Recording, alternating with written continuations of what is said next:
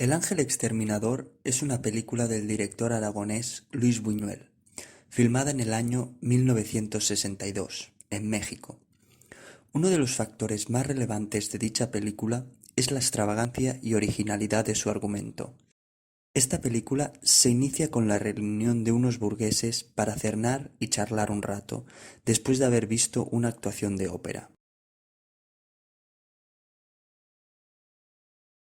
Lo extraño acontece cuando empieza a hacerse tarde y los invitados ya piensan en irse. Y, por razones de poco peso, ninguno de ellos acaba marchando esa noche de la casa, y acaban durmiendo todos en la misma estancia tirados por el suelo y los sofás.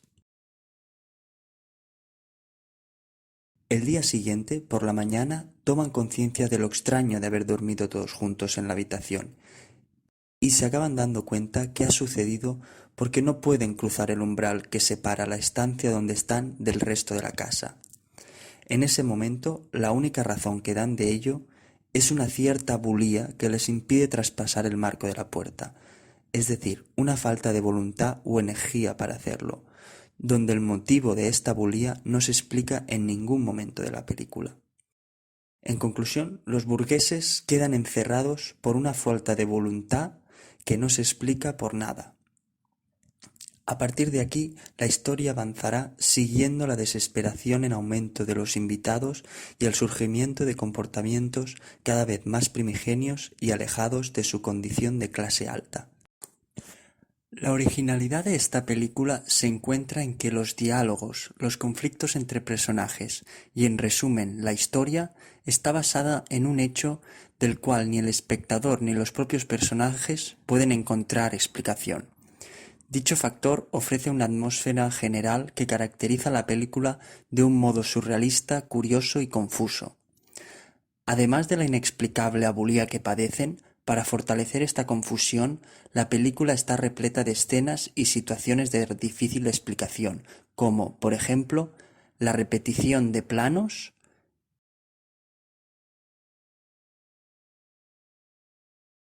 diálogos totalmente fuera de lugar o imágenes oníricas.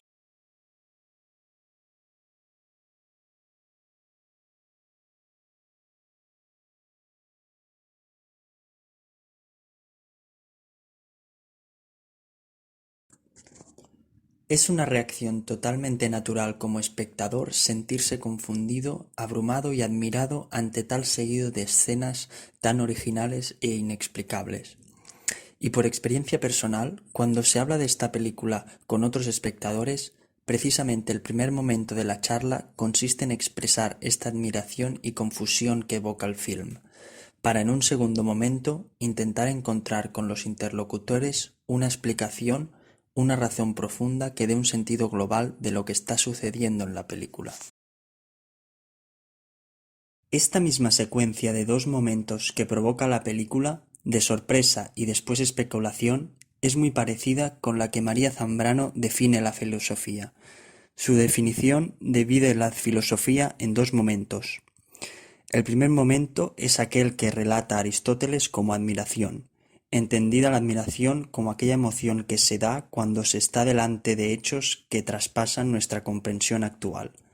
Citando a Aristóteles, pues los hombres comienzan y comenzaron siempre a filosofar movidos por la admiración, al principio, admirados ante los fenómenos sorprendentes más comunes, luego avanzando poco a poco y planteándose problemas mayores, como los cambios de la luna y los relativos al sol y a las estrellas, y la generación del universo. Pero el que se plantea un problema o se admira, reconoce su ignorancia. Pero según Zambrano, si sólo se define la filosofía como admiración, no se puede dar explicación de la sistematicidad y la abstracción que tanto la han definido, es decir, la capacidad de reducir el objeto de admiración a otra entidad que, despojada de las múltiples maravillas que suscitan la admiración, presentan un objeto totalmente clarificado a la mente humana. Por tanto, existe un segundo momento de esfuerzo para salir de esta admiración y llegar al objeto clarificado. Un segundo momento que María Zambrano titula como de violencia y ilustra con el mito de la caverna de Platón. En el siguiente pasaje de Platón está plasmada la violencia a la que se refiere Zambrano. ¿Y si a la fuerza se lo arrastrara por una escarpada y empinada cuesta, sin soltarlo antes de llegar hasta la luz del sol? ¿No sufriría acaso y se irritaría por ser arrastrado y, tras llegar a la luz, tendría los ojos llenos de fulgores que le impedirían ver uno solo de los objetos que ahora decimos que son los verdaderos? En su libro Filosofía y Poesía, María Zambrano contrapone el trato que hace la poesía respecto a la admiración en contraste con la filosofía. Mientras que por un lado la filosofía quiere escapar de esta admiración dando una explicación, la poesía se queda prendada de la admiración y reside en ella. Citando este mismo libro, el poeta enamorado de las cosas se apega a ellas, a cada una de ellas y las sigue a través del laberinto del tiempo, del cambio, sin poder renunciar a nada, ni a una criatura ni a un instante de esa criatura, ni a una partícula de la atmósfera que la envuelve, ni a un matiz de la sombra que arroja, ni del perfume que expande, ni del fantasma que ya en ausencia suscita. Volviendo a la película El ángel exterminador, es indudable que después de ver el film es muy difícil no intentar dar una explicación de lo que ha sucedido, más concretamente de el por qué los invitados no pueden salir de la habitación. Pero teniendo en cuenta la reflexión de Zambrano respecto a la filosofía, es importante resaltar cuál es el sacrificio que se comete al entrar en la vía de la especulación. Reflexionar sobre aquello que suscita admiración y sorpresa es el camino para desprenderse de dicha admiración, ya que la especulación pretende alcanzar una referencia clara y distinta desde la cual dar razón de aquello que provoca la admiración.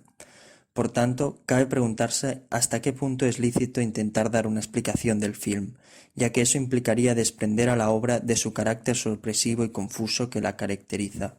Quizás lo mejor es que el espectador retenga su voluntad de profundizar teóricamente y encuentre la calma intelectual con el estado mental de admiración que causa la película.